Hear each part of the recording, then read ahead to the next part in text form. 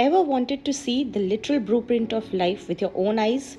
Not under a microscope, but right in front of you in a test tube. If you are in class 12 biology, this isn't just a cool party trick.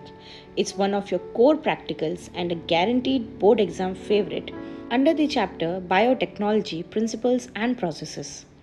Today, we are breaking down the DNA extraction experiment. We'll cover every single step, the exact science behind the reagents, and the key questions your Viva examiner will ask you. Let's get into it.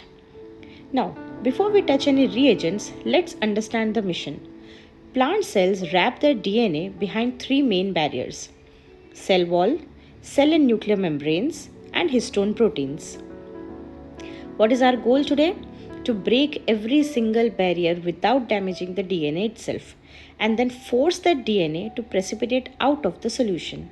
First of all, take your plant material. You can take banana, papaya, or spinach. Now here we are going to take spinach slurry.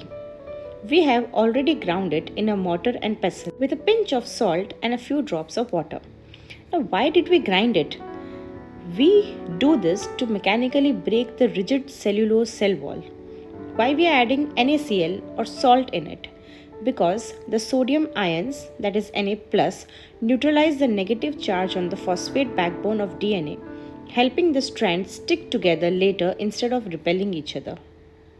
Now next, we add liquid detergent or soap solution to our mash and mix it gently. Why do we do this? Because cell and nuclear membranes are made up of lipid bilayers. Just like dish soap breaks down grease on a pan, detergent dissolves these lipid membranes to release the cellular contents into the solution. Now we are going to strain the mixture into a clean beaker. At this point, we have a soup of DNA, RNA, lipids, and proteins. To isolate just the DNA, we use specific enzymes.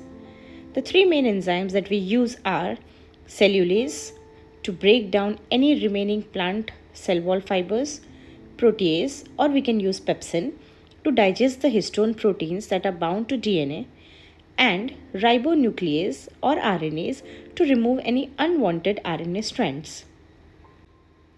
Here in our laboratory we have papaya juice.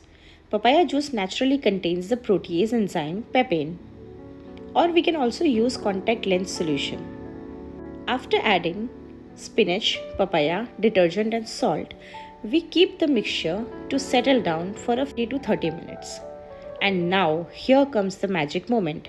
Now we are going to pour ice cold ethanol slowly along the wall of the test tube. Why are we adding chilled ethanol? Because DNA is completely soluble in water, but it is insoluble in cold alcohol. When you add ice cold ethanol, DNA precipitates out of the solution at the interface between water and alcohol. As you can see, white web-like threads have formed at the top. This is our purified DNA.